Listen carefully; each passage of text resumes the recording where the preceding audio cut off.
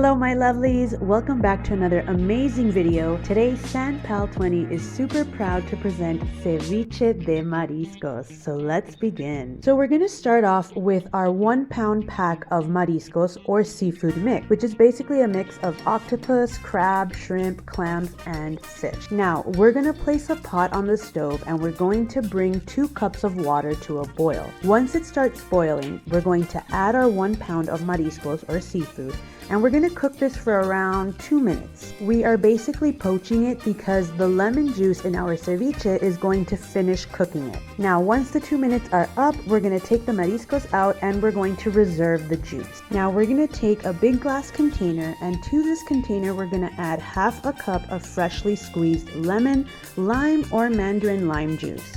We're also going to add 1 large diced onion. If you want to add purple, white, or yellow onion, that would be amazing, really colorful. We're then going to add all of our marisco or seafood to the container. And then we're going to add our 2 cups of the seafood juice. We're then going to add 1 tablespoon of salt, half a teaspoon of black pepper, and 1 tablespoon of hot sauce.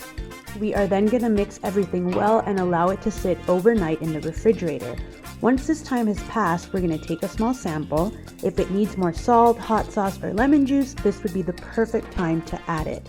When we do add or modify, we're going to allow it to sit in the refrigerator for roughly another hour so that all the juices concentrate. And voila, we have our delicious ceviche de mariscos. We could have this with crackers, we could have this with tortilla chips, we could have this with a beer, however way you like it, amazing.